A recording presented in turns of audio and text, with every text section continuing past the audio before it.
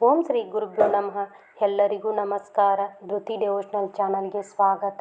ನಾನು ಇವತ್ತಿನ ವಿಡಿಯೋದಲ್ಲಿ ಹನುಮ ಜಯಂತಿಯ ದಿವಸ ಹನುಮನ ಮಾಹಿತಿ ಹಾಗೆ ಕಥೆಯನ್ನು ಹೇಳ್ತಾ ಇದ್ದೀನಿ. ವಿಡಿಯೋನ ಪೂರ್ತಿಯಾಗಿ ನೋಡಿ. ನಿಮಗೆ ಯಾವುದೇ ಪೂಜೆ ವ್ರತ ಉಪವಾಸ ಮಾಡಲು ಆಗದಿದ್ದರೆ ಈ ಕಥೆಯನ್ನು ಭಕ್ತಿಯಿಂದ ಕೇಳಿ ನಿಮಗೆ ಪೂಜೆಯ 2 ಪಟ್ಟು ಫಲ ಸಿಗುತ್ತದೆ. ಹನುಮಂತ ವಾಯುವಿನ ಮಗ ಎಂದು ಪುರಾಣಗಳು ಹೇಳುತ್ತವೆ. ವಾಯು ಎಂದರೆ ಪ್ರಾಣಿ ಮಾತ್ರದ ಜೀವನಾಧಾರ ಶಕ್ತಿ. ಅನ್ನವಿಲ್ಲದೆ ಇರಬಹುದು, ನೀರಿಲ್ಲದೆ ದಿವಸಗಳನ್ನು ತಳ್ಳಬಹುದು, ಗಾಳಿ ಇಲ್ಲದೆ ಕೆಲ ಗಳಿಗೆಯೂ ಬದುಕಿರಬಹುದು ಸಾಧ್ಯವಿಲ್ಲ. ವಾಯುವೆಂದರೆ ಪ್ರಾಣಶಕ್ತಿ. ಆದ್ದರಿಂದ ವಾಯುವಿನ ಮಗನಾದ ಹನುಮಂತನಿಗೆ ಪ್ರಾಣದೇವರು ಎನ್ನುತ್ತಾರೆ. ಹನುಮಂತನ ಅಂಶದಿಂದಲೇ ಮುಂದೆ ಭೀಮ ಮತ್ತು ಮಧ್ವಾಚಾರ್ಯರ ಅವತಾರವಾಯಿತು ಎಂದು ನಮ್ಮಲ್ಲಿ ಹೇಳುತ್ತಾರೆ. ಹನುಮಂತ ಸಂಗೀತ ಶಾಸ್ತ್ರಜ್ಞ. ಅವನಿಗೆ ನಾಟ್ಯ ನಾಟಕಗಳಲ್ಲೂ ಪ್ರಾವೀಣ್ಯ ಉಂಟು. ಆದ್ದರಿಂದ ಸಂಗೀತಗಾರರಿಗೆ ನಟರಿಗೆ ಹನುಮಂತ ಪ್ರೀತಿಯ ಪೂಜಾರ್ಹ ಸ್ವಾಮಿಯಾಗಿದ್ದಾನೆ. ಹನುಮಂತ ಮಹಾಯೋಗಿಯೂ ಹೌದು. ಭಗವಂತನಾದ ಶ್ರೀರಾಮನ ಸೇವೆಯಿಂದ ಪುನೀತನಾಗಿ ಅವನ ಆಲಿಂಗನದ ಭಾಗ್ಯ ಪಡೆದ ಪುಣ್ಯಜೀವಿ, ದಾಸರಲ್ಲಿ ಅಗ್ರಗಣ್ಯ. ಹನುಮಂತ ದಕ್ಷಿಣದ ಕಿಷ್ಕಿಂಧೆಯಲ್ಲಿ ಬೆಳೆದು ದೊಡ್ಡವನಾಗಿ ಲಂಕೆಯಿಂದ ಹಿಮಾಲಯದವರೆಗೆ ಹಲವು ಬಾರಿ ಹಾರಾಡಿ ಅಯೋಧ್ಯೆಯಲ್ಲಿ ನೆಲೆ ನಿಂತ ಮಹಾಭಾರತೀಯ ದೇಶದ ಏಕತೆಯ ಸಂಕೇತ ಎಂದೇ ಅವನಿಗೆ ಹಿಮಾಲಯದಿಂದ ರಾಮೇಶ್ವರದವರೆಗೆ ದೇಶದ ಮೂಲೆ ಮೂಲೆಗಳಲ್ಲಿಯೂ ಪೂಜೆ ಸಲ್ಲಿಸುತ್ತಾರೆ. ಸೂರ್ಯನನ್ನೇ ಹಿಡಿಯಲು ಹೊರಟ ಧೀರ ಶಿಶು. ದೇವಲೋಕದಲ್ಲಿ ಪುಂಜಿಕಸ್ಥಲೆ ಎಂಬ ಅಪ್ಸರೆಯೊಬ್ಬಳಿದ್ದಳು. ಇವಳು ಮಹಾಸುಂದರಿ. ಶಾಪದಿಂದಾಗಿ ಇವಳು ಭೂಲೋಕದಲ್ಲಿ ಕುಂಜರನೆಂಬ ಕಪಿಗೆ ಮಗಳಾಗಿ ಹುಟ್ಟಿದಳು. ಅಂಜನಾದೇವಿ ಎಂದು ಇವಳಿಗೆ ಹೆಸರಿಟ್ಟರು. ಒಮ್ಮೆ ಇವಳು ಪರ್ವತವೊಂದರ ಬಳಿ ವಿಹಾರಕ್ಕಾಗಿ ಓಡಾಡುತ್ತಿದ್ದಾಗ ವಾಯುದೇವ ಇವಳ ಸೌಂದರ್ಯವನ್ನು ಮೆಚ್ಚಿದ. ವಾಯುದೇವ ಅಂಜನಾದೇವಿ ಇವರ ಮಗ ಆಂಜನೇಯ. ಹುಟ್ಟಿದಾಗಿನಿಂದಲೇ ಅಸಾಧಾರಣ ವ್ಯಕ್ತಿ ಹನುಮಂತ. ಇವನ ವಿಷಯದ ಕಥೆಗಳು ಹೇಳುವುದಕ್ಕೆ ಬಹಳ ಸ್ವಾರಸ್ಯ. ಹುಟ್ಟಿದ ಕೊಂಚ ಹೊತ್ತಿನಲ್ಲಿ ಹನುಮಂತನಿಗೆ ಬಹಳ ಹಸಿವಾಯಿತು. ತಲೆ ಎತ್ತಿ ನೋಡಿದಾಗ ಪೂರ್ವ ದಿಕ್ಕಿನಲ್ಲಿ ಕೆಂಪಗೆ ಕಾಣುತ್ತಾ ಇದ್ದ ವಸ್ತುವೊಂದು ಕಾಣಿಸಿತು. ಕೆಂಪಗಿದ್ದ ಸೂರ್ಯನನ್ನೇ ಹಣ್ಣೆಂದು ಭಾವಿಸಿ ಅದನ್ನು ಹಿಡಿಯಲೆಂದು ಹನುಮಂತ ಹಾರಿಯೇ ಬಿಟ್ಟ. ಹುಡುಗಾಟ ಪ್ರಮಾದವೇ ಆಯಿತು. ಸೂರ್ಯನ ಶಾಖದಿಂದ ಮುಖ ಸುಟ್ಟರೂ ಹಠ ಬಿಡದೆ ಹಾರುತ್ತಿದ್ದ ಹನುಮಂತ ಸೂರ್ಯನನ್ನು ಹಿಡದೇ ಬಿಡಬಹುದೆಂಬ ಹೆದರಿಕೆ ದೇವೇಂದ್ರನಿಗುಂಟಾಯಿತು. ಅವನು ತನ್ನ ವಜ್ರಾಯುಧದಿಂದ ಹನುಮಂತನಿಗೆ ಹೊಡೆದ. ಕೆಳಗೆ ಬಿದ್ದ ಹನುಮಂತನ ಎಡೆಕಣ್ಣೆ ಊದಿಕೊಂಡಿತು. ಸಂಸ್ಕೃತದಲ್ಲಿ ಹಣ್ಣು ಎಂದರೆ ಕೆಣ್ಣೆ ಎಂದರ್ಥ. ಹನುಮಂತನಿಗೆ ಆ ಹೆಸರು ಬರಲು ಇದೇ ಕಾರಣ. ಹನುಮಂತನ ತಂದೆ ವಾಯುದೇವನಿಗೆ ಇದರಿಂದ ಭಾರೀ ಕೋಪ ಬಂತು. ಅವನು ತನ್ನ ಚಲನೆಯನ್ನೇ ನಿಲ್ಲಿಸಿಬಿಟ್ಟ. 3 ಲೋಕಗಳಲ್ಲೂ ಉಸಿರಾಡಲು ಗಾಳಿ ಇಲ್ಲದೆ ಹೋಯಿತು. ಆಗ ದೇವತೆಗಳೆಲ್ಲ ಬಂದು ವಾಯುದೇವನನ್ನು ಸಮಾಧಾನ ಮಾಡಿದರು. ಅಲ್ಲಿದ್ದ ಪುಟಾಣಿ ಹನುಮಂತನಿಗೆ ಒಬ್ಬೊಬ್ಬ ದೇವತೆಯೂ ಒಂದೊಂದು ವರವಿತ್ತ. ಶಸ್ತ್ರಗಳಿಂದ ನಿನಗೆ ಸಾವು ಬರದಿರಲಿ ಎಂದು ಬ್ರಹ್ಮ ವರವಿತ್ತರೆ ನಿನಗೆ ಇಷ್ಟವಾಗುವಷ್ಟು ಕಾಲ ನೀನು ಬದುಕಿರುತ್ತಿ ಎಂದು ದೇವೇಂದ್ರ. ದೇವತೆಗಳಿಂದ ಹೀಗೆ ವರಗಳನ್ನು ಪಡೆದ ಹನುಮಂತ ತನ್ನ ತಂದೆಯಷ್ಟೇ ಬಲಶಾಲಿಯಾಗಿ ಸ್ವಚ್ಛಂದವಾಗಿ ಹಾರಾಡುತ್ತಾ ಬಹಳ ತುಂಟನಾಗಿ ಬೆಳೆದ. ಇದರಿಂದ ಬೇಸರಗೊಂಡ ಋಷಿಗಳು ಪುಟ್ಟ ಶಾಪವೊಂದನ್ನು ಕೊಟ್ಟರು. ಆ ಶಾಪದಿಂದಾಗಿ ಹನುಮಂತನಿಗೆ ಇರುವ ಶಕ್ತಿ ಸಾಮರ್ಥ್ಯಗಳು ಎಷ್ಟೆಂದು ಅವನಿಗೆ ತಿಳಿದಿರುವುದಿಲ್ಲ. ಬೇರೆ ಯಾರಾದರೂ ಅವನಿಗೆ ಅವನ ಶಕ್ತಿಯನ್ನು ವಿವರಿಸಿ ಹೇಳಬೇಕು. ಆಗ ತನ್ನ ಶಕ್ತಿಯ ಅರಿವು ಹನುಮಂತನಿಗಾಗುತ್ತಿತ್ತು. ಶ್ರೀರಾಮ ಲಕ್ಷ್ಮಣರ ದರ್ಶನವಾಯಿತು. ಹನುಮಂತ ಬೆಳೆದು ದೊಡ್ಡವನಾದ ಮೇಲೆ ಕಿಷ್ಕಿಂಧೆಯ ರಾಜ ಸುಗ್ರೀವನ ಮಂತ್ರಿಯಾದ. ಒಮ್ಮೆ ಸುಗ್ರೀವನ ಅಣ್ಣ ವಾಲಿ ರಾಕ್ಷಸನೊಬ್ಬನೊಡನೆ ಯುದ್ಧ ಮಾಡುತ್ತಾ ಗುಹೆಯೊಂದರೊಳಗೆ ಹೋಗಿ ಬಹಳ ಕಾಲ ಬರಲೇ ಇಲ್ಲ. ಗುಹೆಯಿಂದ ರಕ್ತ ಹರಿಯಲು ಪ್ರಾರಂಭಿಸಿದಾಗ ವಾಲಿ ಸತ್ತಿರಬಹುದೆಂದು ಸುಗ್ರೀವ ಕಿಷ್ಕಿಂಧೆಗೆ ಹಿಂದಿರುಗಿ ತಾನೇ ರಾಜನಾದ. ಆದರೆ ವಾಲಿ ಕೊಂಚ ಕಾಲದ ನಂತರ ಹಿಂದಿರುಗಿ ಸುಗ್ರೀವನನ್ನು ಓಡಿಸಿದ. ವಾಲಿ ಪ್ರವೇಶಿಸಲಾಗದ ಮಲಯ ಪರ್ವತದಲ್ಲಿ ಸುಗ್ರೀವ ಮತ್ತು ಅವನ ಮಂತ್ರಿಗಳು ಬಚ್ಚಿಟ್ಟುಕೊಂಡರು. ಶ್ರೀರಾಮ, ಸೀತೆ, ಲಕ್ಷ್ಮಣರು ಕಾಡಿನಲ್ಲಿದ್ದಾಗ ರಾವಣ ಎಂಬ ರಾಕ್ಷಸ ಸೀತೆಯನ್ನು ಕದ್ದುಕೊಂಡು ಹೋದ. ಸೀತೆಯನ್ನು ಕಳೆದುಕೊಂಡ ರಾಮ ದುಃಖಿಸುತ್ತಾ ಕಾಡುಗಳಲ್ಲಿ ಅಲೆಯುತ್ತಾ ಕಿಷ್ಕಿಂಧೆಯನ್ನು ಪ್ರವೇಶಿಸಿದ. ಲಕ್ಷ್ಮಣನೊಡನೆ ಶ್ರೀರಾಮ ಮಲಯ ಪರ್ವತಕ್ಕೆ ಬಂದಾಗ ಅವನನ್ನು ಸುಗ್ರೀವ ಕಂಡ. ಇವರನ್ನು ಕಂಡು ವಾಲಿಯೇ ಇವರನ್ನು ತಮ್ಮನ್ನು ಕೊಲ್ಲಲೆಂದು ಕಳಿಸಿದ್ದಾನೆ ಎಂದು ಸುಗ್ರೀವ ಮತ್ತಿತರಿಗೆ ಹೆದರಿಕೆ, ತಲ್ಲಣ.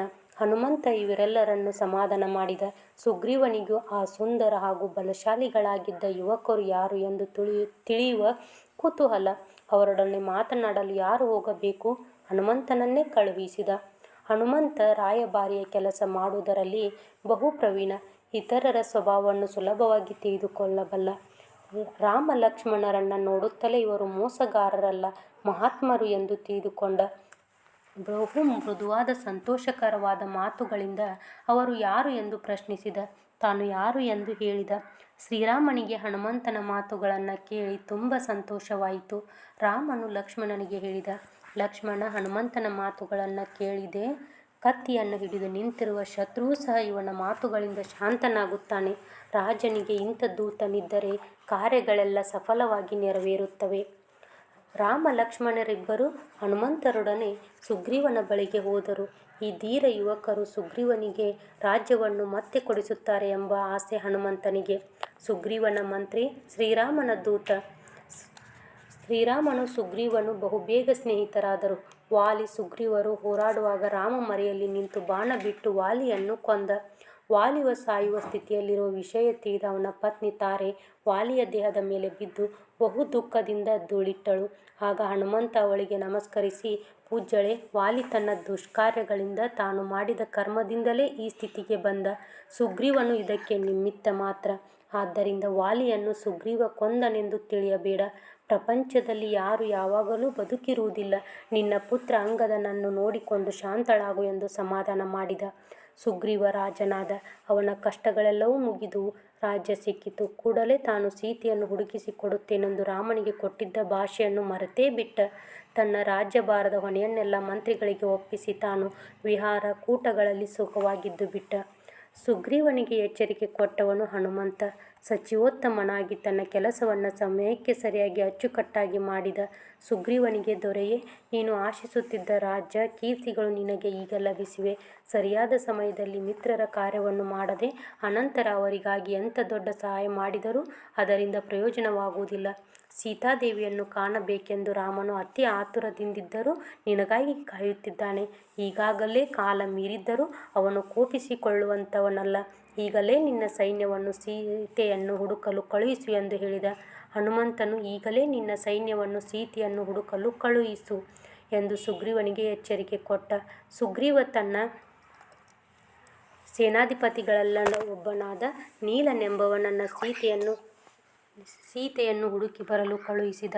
ಮತ್ತೆ ರಾಜಭೋಗದಲ್ಲಿ ಮುಳುಗಿಬಿಟ್ಟ. ಮಳೆಗಾಲ ಕಳೆಯಿತು.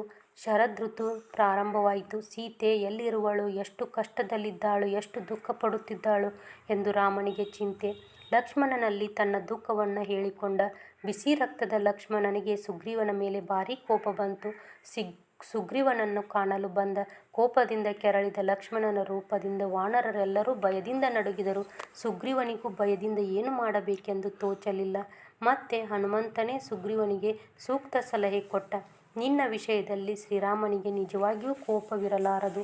ತನ್ನ ಕೆಲಸ ತಡವಾಗುತ್ತಿರುವುದರಿಂದ ಲಕ್ಷ್ಮಣನನ್ನು ಕಳುಹಿಸಿರಬಹುದು. ನಿಮಗಿಂತ ಬಲಿಷ್ಠರಾದವರು ಕೋಪಗೊಂಡಾಗ ನಾವು ಕೋಪಗೊಳ್ಳಬಾರದು. ಇದರಿಂದ ಅವರ ಕೋಪ ಮತ್ತಷ್ಟು ಹೆಚ್ಚುತ್ತದೆ. ನಾವು ಇಂಥ ಸಮಯದಲ್ಲಿ ಕೋಪಗೊಂಡ ಬಲಿಷ್ಠರನ್ನು ಶಾಂತರಾಗುವಂತೆ ಮಾಡಬೇಕು. ಜೊತೆಗೆ ಶ್ರೀರಾಮ ನಿನಗೆ ಸಹಾಯವನ್ನು ಮಾಡಿರುವುದರಿಂದ ನೀನು ಅವನಲ್ಲಿ ಅತ್ಯಂತ ಗೌರವದಿಂದ ನಡೆದುಕೊಳ್ಳಬೇಕು ಎಂದು ಬುದ್ಧಿ ಹೇಳಿದ. ಈ ಬಾರಿಯ ಬೋಧನೆ ಸುಗ್ರೀವನ ತಲೆಗೆ ನಾಟಿತು. ಲಕ್ಷ್ಮಣನನ್ನು ಸಮಾಧಾನ ಮಾಡಿ ತನ್ನ ಸಮಸ್ತ ಸೇನೆಯೊಂದಿಗೆ ರಾಮನ ಬಳಿಗೆ ಹೋದ. ತನ್ನ ಸೈನ್ಯವನ್ನು 4 ದಿಕ್ಕಿಗೆ ಸೀತೆಯನ್ನು ಹುಡುಕಿಕೊಂಡು ಬರಲು ಕಳುಹಿಸಿದ. ಹೊರಟಿತು. ಸಮುದ್ರದಂತಹ ಮಹಾಸೈನ್ಯ ಉತ್ಸಾಹದಿಂದ ಕೂಗುತ್ತಾ, ಆರ್ಭಟಿಸುತ್ತಾ, ದಿಕ್ಕುಗಳನ್ನು ನಡುಗಿಸುತ್ತಾ ಹೊರಟಿತು. ಶ್ರೀರಾಮನು ತನ್ನ ಬೆರಳಲ್ಲಿದ್ದ ಉಂಗುರವನ್ನು ತೆಗೆದು ಹನುಮಂತನ ಕೈಗಿತ್ತು. ಸೀತೆ ನಿನ್ನನ್ನು ಕಂಡು ಹೆದರಬಹುದು. ಅಂಥ ಸಮಯದಲ್ಲಿ ನೀನು ಈ ಉಂಗುರವನ್ನು ತೋರಿಸು. ನಿನ್ನ ಶಕ್ತಿಯನ್ನೇ ನಾನು ನಂಬಿದ್ದೇನೆ ಎಂದ. ಹನುಮಂತನ ಆ ಉಂಗುರವನ್ನು ತೆಗೆದು ತಲೆಯಲ್ಲಿಟ್ಟುಕೊಂಡು ಶ್ರೀರಾಮನಿಗೆ ನಮಸ್ಕರಿಸಿ ಹೊರಟನು. ಸಮುದ್ರ ಅಡ್ಡವಾಯಿತಲ್ಲ. ಹನುಮಂತ, ಅಂಗದ, ಜಾಂಬವಂತ ಮೊದಲಾದವರು ಸೀತೆಯನ್ನು ಹುಡುಕುತ್ತಾ ದಕ್ಷಿಣ ದಿಕ್ಕಿಗೆ ಹೊರಟರು. ಸುಗ್ರೀವನು ಸೀತೆಯನ್ನು 1 ತಿಂಗಳೊಳಗೆ ಹುಡುಕಿ ಬರಬೇಕೆಂದು ಹೇಳಿದ್ದ. ಅಲೆದಲಿದು ಬಳಲಿದರು ವಾನರರು. ಕಡೆಗೆ ಸಮುದ್ರ ತೀರಕ್ಕೆ ಬಂದರು. ಎದುರಿಗೆ ವಿಶಾಲವಾದ ಸಮುದ್ರ ಭೋರ್ಗರೆಯುತ್ತಿತ್ತು. ಸುಗ್ರೀವ ಕೊಟ್ಟಿದ್ದ ಕಾಲಾವಧಿ ಕಳೆದು ಹೋಗಿದೆ. ಏನು ಮಾಡಬೇಕು? ಕಪಿವೀರರು ದಿಕ್ಕು ತೋರದೆ ಕುಳಿತರು. ಕಿಷ್ಕಿಂಧೆಗೆ ಹಿಂದಿರುಗಿದರೆ ಸುಗ್ರೀವ ತಮ್ಮನ್ನು ಸುಮ್ಮನೆ ಬಿಡುವುದಿಲ್ಲ. ಆದ್ದರಿಂದ ಉಪವಾಸದಿಂದ ಆ ಸಾಗರ ತೀರದಲ್ಲಿಯೇ ಪ್ರಾಣ ಬಿಡೋಣ ಎಂದು ಅಂಗದ ಸೂಚಿಸಿದ. ಹನುಮಂತನು ಅಯ್ಯ, ಇದು ಸರಿಯಲ್ಲ. ಹಿಂದಕ್ಕೆ ಹೋದರೆ ಸುಗ್ರೀವನು ಶಿಕ್ಷೆ ಮಾಡುವುದಿಲ್ಲ ಎಂದು ಎಷ್ಟೋ ರೀತಿಯಲ್ಲಿ ಹೇಳಿದನು. ಹನುಮಂತನು, ಅಯ್ಯ, ಇದು ಸರಿಯಲ್ಲ. ಹಿಂದಕ್ಕೆ ಹೋದರೆ ಸುಗ್ರೀವನು ಶಿಕ್ಷೆ ಮಾಡುವುದಿಲ್ಲ ಎಂದು ಎಷ್ಟೋ ರೀತಿಯಲ್ಲಿ ಹೇಳಿದನು. ಆದರೆ ನಿರಾಶೆಗೊಂಡ ಕಪಿಗಳು ಅವನ ಮಾತು ಕೇಳಲಿಲ್ಲ. ಎಲ್ಲರೂ ದರ್ಬೆಯನ್ನು ಹಾಸಿ ಉತ್ತರಕ್ಕೆ ತಲೆ ಮಾಡಿ ಮಲಗಿಯೇ ಬಿಟ್ಟರು. ಅಷ್ಟು ಹೊತ್ತಿಗೆ ಸಂಪಾತಿ ಎಂಬಾತ ಅಲ್ಲಿಗೆ ಬಂದ. ಅವನಿಂದ ವಾನರರಿಗೆ ರಾವಣನು ಸೀತೆಯನ್ನು ಲಂಕೆಯಲ್ಲಿ ಸೆರೆ ಇಟ್ಟಿದ್ದಾನೆ ಎಂದು ತಿಳಿಯಿತು. ವಾನರ ಸಂತಸಕ್ಕೆ ಎಲ್ಲೇ ಇಲ್ಲ. ಓಹೋ, ಸೀತೆಯ ವಿಷಯ ತಿಳಿಯಿತು ಎಂದು ಕುಣಿದಾಡಿದರು. ಸಂಭ್ರಮದಿಂದ ಅವರೆಲ್ಲರೂ ಸಾಗರದ ಕಡೆಗೆ ತಿರುಗಿದರು. ಆದರೆ ಸಾಗರವನ್ನು ದಾಟುವರಾರು? ಒಬ್ಬ ನಾನು 10 ಯೋಜನ ಹಾರಬಲ್ಲೆ ಎಂದ, ಮತ್ತೊಬ್ಬ 20 ಯೋಜನ ಹಾರಬಲ್ಲೆ ಎಂದ. ಜಾಂಬವಂತ ಮಹಾವೀರ ಅದೇ ವಯಸ್ಸಾದವನು. ಅವನೆಂದ, ನಾನು ಯುವಕನಾಗಿದ್ದಾಗ ಎಷ್ಟು ದೂರ ಬೇಕಾದರೂ ಹಾರುತ್ತಿದ್ದೆ. ಈಗ ವಯಸ್ಸಾಯಿತು, 90 ಯೋಜನ ಹಾರಬಲ್ಲೆ. ಆದರೆ ಸಮುದ್ರ 100 ಯೋಜನ ಇದೆಯಲ್ಲ. ಹಂಗದ ಹೇಳಿದ, ನಾನು 100 ಯೋಜನವೇನೂ ಹಾರಬಲ್ಲೆ. ಲಂಕೆ ಸೇರಿ ಬಿಡುತ್ತೇನೆ. ಆದರೆ ಹಿಂದಕ್ಕೆ ಬರುವಷ್ಟು ಶಕ್ತಿ ಇರುವುದೋ ಇಲ್ಲವೋ ಕಾಣೆ. ಮುದುಕ ಜಾಂಬವಂತ ಅವರನ್ನೆಲ್ಲ ಸಮಾಧಾನ ಮಾಡುತ್ತಾ, ಲಂಕೆಗೆ ಹಾರಿ ವಾಪಸ್ಸು ಬರಬಲ್ಲ ಮಹಾವೀರ ಹನುಮಂತನೊಬ್ಬನೇ. ಅವನನ್ನು ಪ್ರೋತ್ಸಾಹಿಸಿ ಬರುತ್ತೇನೆ ಎಂದು ಎದ್ದ. ಹನುಮಂತ ಸ್ವಲ್ಪ ದೂರದಲ್ಲಿ ಒಬ್ಬನೇ ಕುಳಿತು ಮಾತನಾಡದೆ ಸಮುದ್ರವನ್ನೇ ನೋಡುತ್ತಿದ್ದ. ಹನುಮಂತನಿಗೆ ಚಿಕ್ಕವನಿದ್ದಾಗ ನಿನ್ನ ಪರಾಕ್ರಮ ಸಾಮರ್ಥ್ಯಗಳನ್ನು ಬೇರೆಯವರು ನಿನಗೆ ತಿಳಿಸುವವರೆಗೆ ನಿನಗೆ ಅದು ಗೊತ್ತಾಗುವುದಿಲ್ಲ ಎಂದು ಋಷಿಗಳು ಶಾಪ ಕೊಟ್ಟಿದ್ದರಲ್ಲ. ಜಾಂಬವಂತ ಹನುಮಂತನ ಸಾಮರ್ಥ್ಯವನ್ನು ಹೊಗಳಿದ. ನಿನ್ನ ಬಲ, ಬುದ್ಧಿ, ತೇಜಸ್ಸು ಪ್ರಪಂಚದಲ್ಲಿ ಬೇರಾವ ಪ್ರಾಣಿಗೂ ಇಲ್ಲ.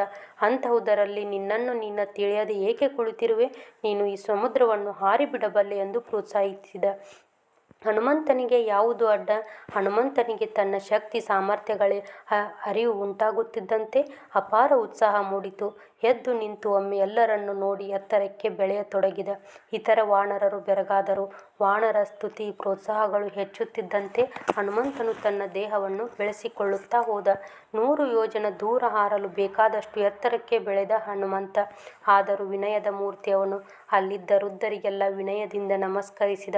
ಹಿಗ್ಗಿನಿಂದ ವಾನರನನ್ನು ಕುರಿತು, ಭೂಮಿಯನ್ನೇ ಮುಟ್ಟದೆ ಆಕಾಶದಲ್ಲೇ ಸಂಚರಿಸಬಲ್ಲ ವಾಯುಮಗನ ದೇವನ ಮಗ ನಾನು.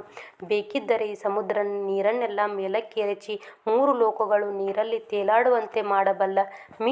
ಮಿಂಚಿನಂತೆ ಹಾರಿ ಸೀತಾದೇವಿಯನ್ನು ಕಂಡೇ ಬರುತ್ತೇನೆ ಎಂದು ಗುಡುಗಿದ. ಮಹೇಂದ್ರ ಪರ್ವತದ ಮೇಲೆ ನಿಂತು ದೇಹವನ್ನು ಹಿಗ್ಗಿಸಿ ಹಾರಿದ. ಹನುಮಂತನ ಈ ಸಾಗರೋಲ್ಲಂಘನವನ್ನು ಕಂಡು ದೇವತೆಗಳಿಗೆ ಅತ್ಯಂತ ಆಶ್ಚರ್ಯವಾಯಿತು. ಇವನ ಬಲಪರೀಕ್ಷೆ ಮಾಡಬೇಕೆಂದು ಯೋಚಿಸಿದ ದೇವತೆಗಳು ಸುರಸೆ ಎಂಬ ನಾಗಮಾತೆಯೊಬ್ಬಳನ್ನು ಹನುಮಂತನ ಪ್ರಯಾಣಕ್ಕೆ ವಿಘ್ನ ತರಲು ನೇಮಿಸಿದರು.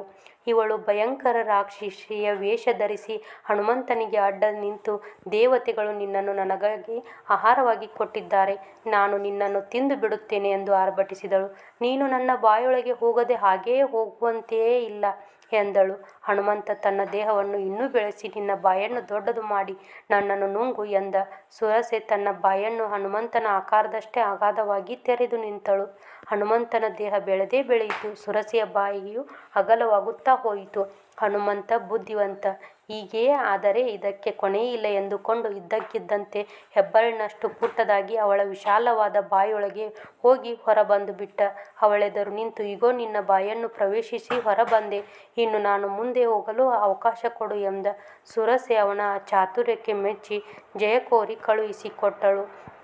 ಮಹೇಂದ್ರ ಪರ್ವತದ ಮೇಲೆ ನಿಂತು ಹನುಮಂತನು ದೇಹವನ್ನು ಹಿಗ್ಗಿಸಿ ಹಾರಿದ.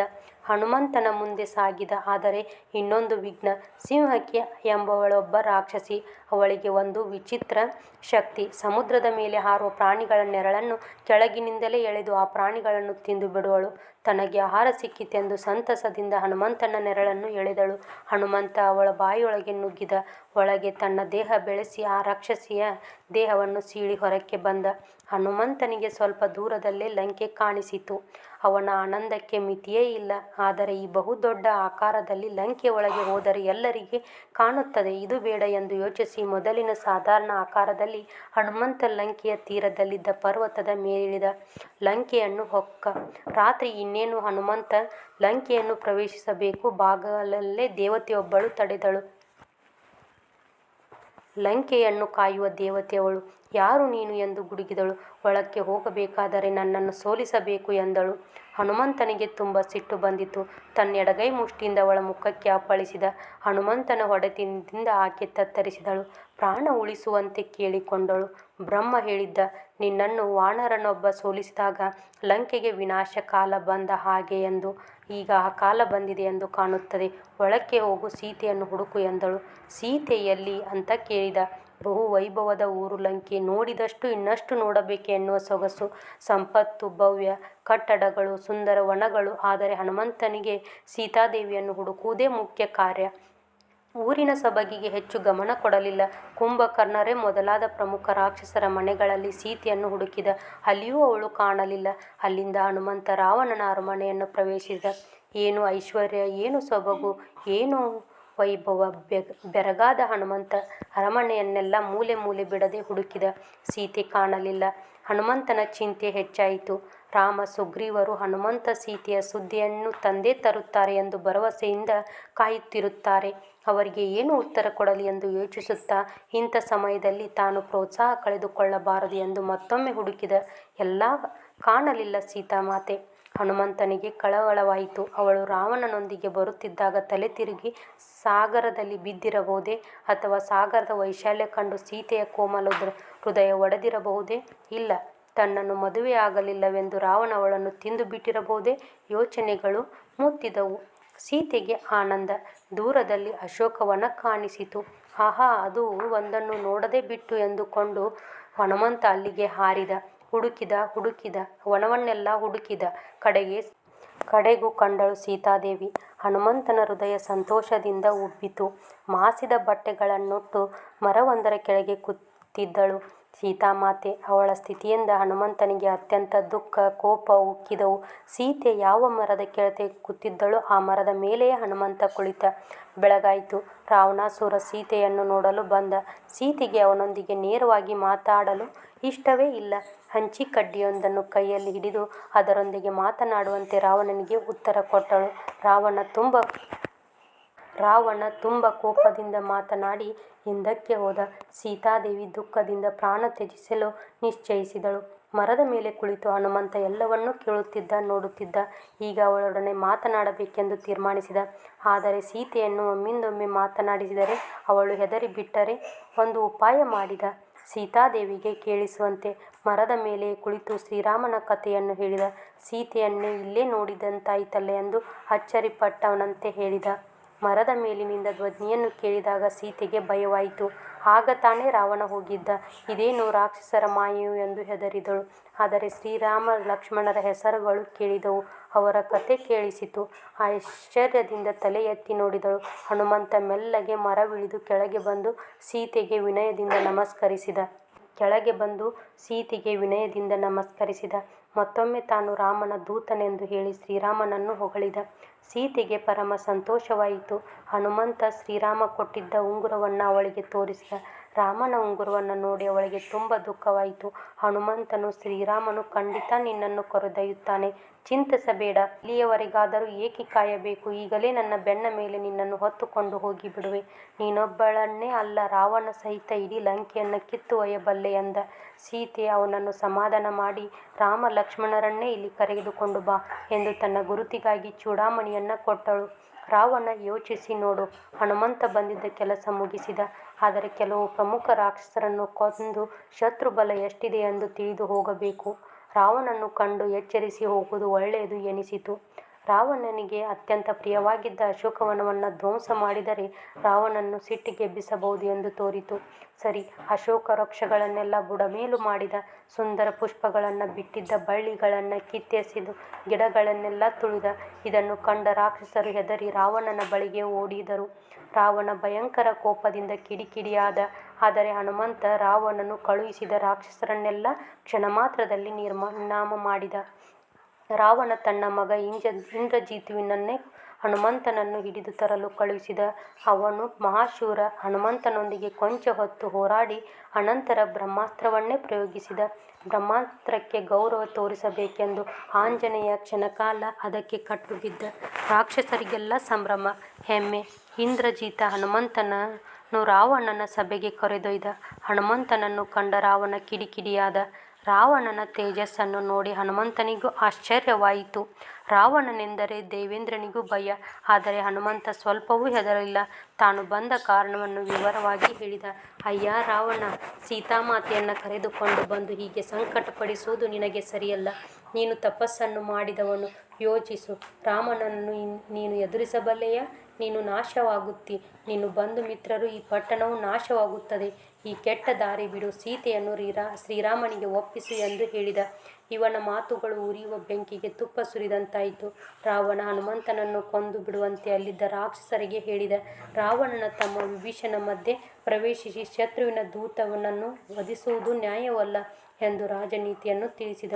ರಾವಣ ವಿಭೀಷಣ ಮಾತುಗಳನ್ನು ಒಪ್ಪಿ ಕಪಿಗಳಿಗೆ ಬಾಲವೇ ಭೂಷಣ, ಹನುಮಂತನ ಬಾಲವನ್ನು ಸುಟ್ಟು ಬಿಡಿ ಎಂದು ಆಜ್ಞಾಪಿಸಿದ. ರಾಕ್ಷಸರು ಕೂಡಲೇ ಹನುಮಂತನ ಬಾಲಕ್ಕೆ ಬಟ್ಟೆ ಸುತ್ತಿ ಎಣ್ಣೆ ಸುರಿದು ಬೆಂಕಿ ಹಚ್ಚಿದರು. ಹನುಮಂತನನ್ನು ಊರಲ್ಲೆಲ್ಲ ಮೆರವಣಿಗೆ ಮಾಡಿದರು.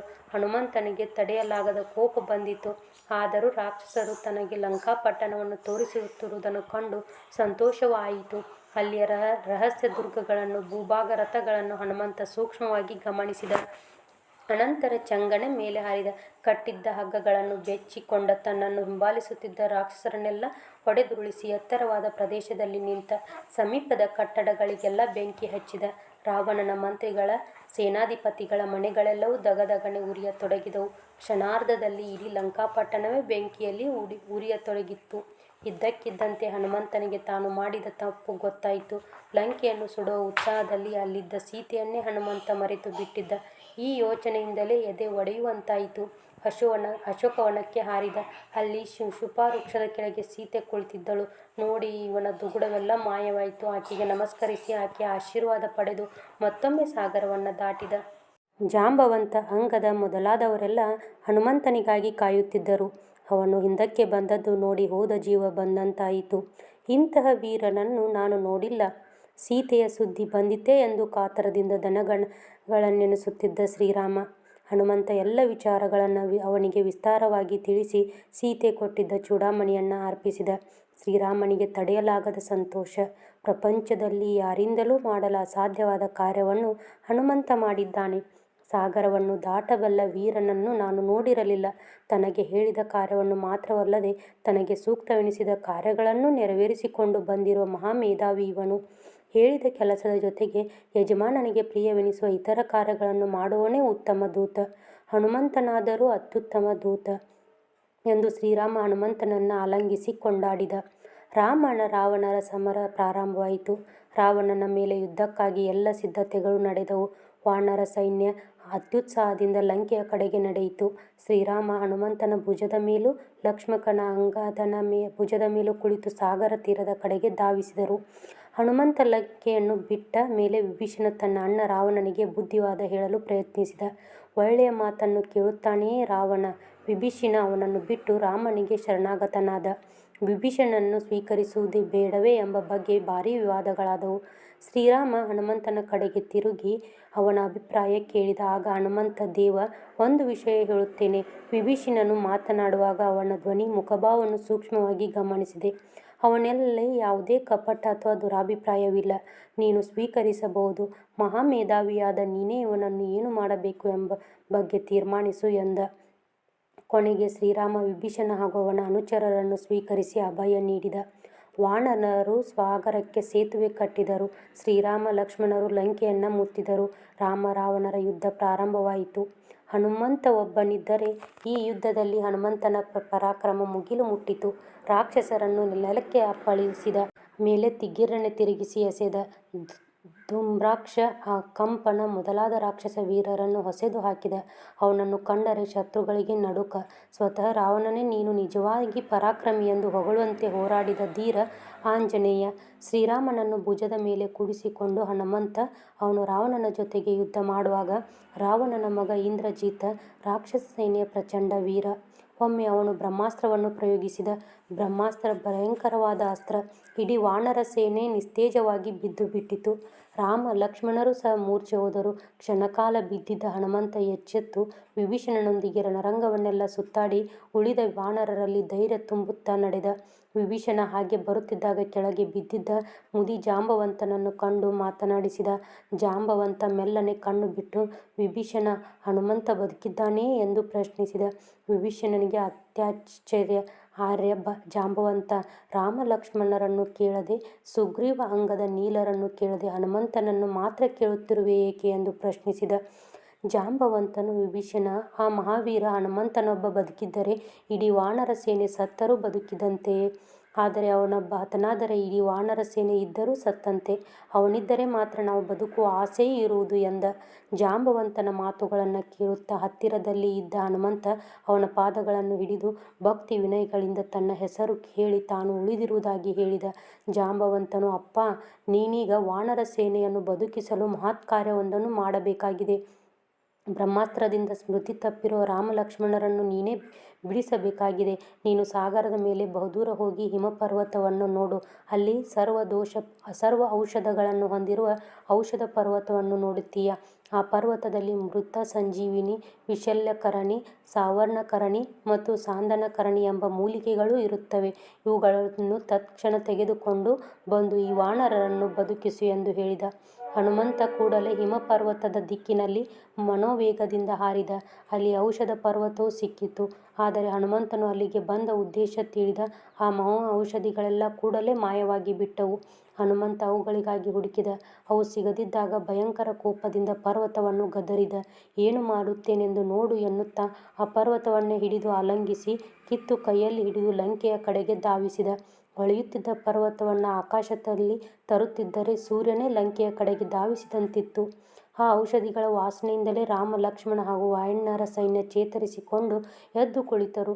ರಾಕ್ಷಸರು ತಮ್ಮ ಸತ್ತ ಸೈನಿಕರ ಲೆಕ್ಕ ಶತ್ರುಗಳಿಗೆ ಸಿಗುತ್ತದೆಂದು ಹೆದರಿ ಅವರ ಹೆಣಗಳನ್ನು ರಾವಣನ ಆಜ್ಞೆಯಂತೆ ಸಾಗರಕ್ಕೆ ಎಸೆದು ಬಿಟ್ಟಿದ್ದರು. ಇದರಿಂದ ರಾಕ್ಷಸರಾದರೂ ಬದುಕಲು ಸಾಧ್ಯವಾಗಲಿಲ್ಲ.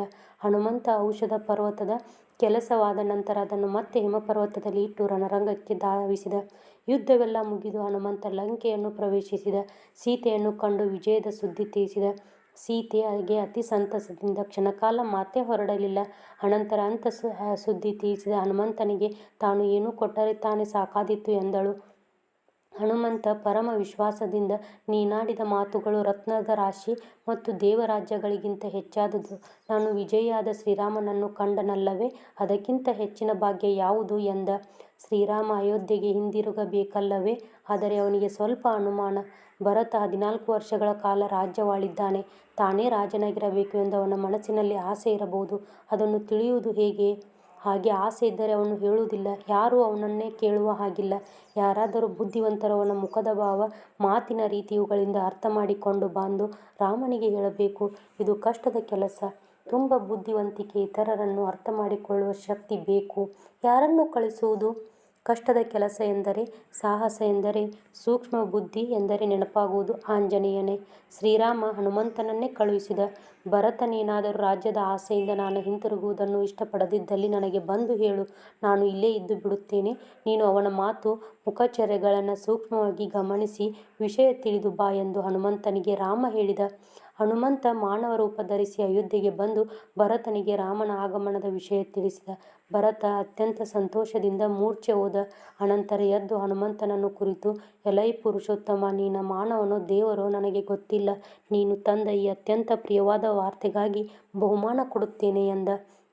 ಶ್ರೀರಾಮ ಅಯೋಧ್ಯೆಗೆ ಹಿಂತಿರುಗಿದ. ಬಹು ವಿಜೃಂಭಣೆಯಿಂದ ಶ್ರೀರಾಮನ ಪಟ್ಟಾಭಿಷೇಕ ನಡೆಯುತ್ತಿದ್ದಾಗ ಶ್ರೀರಾಮ ತನ್ನೆಲ್ಲ ಮಿತ್ರರಿಗೂ ಅಮೂಲ್ಯ ಉಡುಗೊರೆಗಳನ್ನು ಕೊಟ್ಟ. ಸೀತಾದೇವಿಗೆ ಶ್ರೀರಾಮ ಅತ್ಯಮೂಲ್ಯವಾದ ಆಭರಣ, ಮುಕ್ತಾಹಾರಗಳನ್ನು ಕೊಟ್ಟ.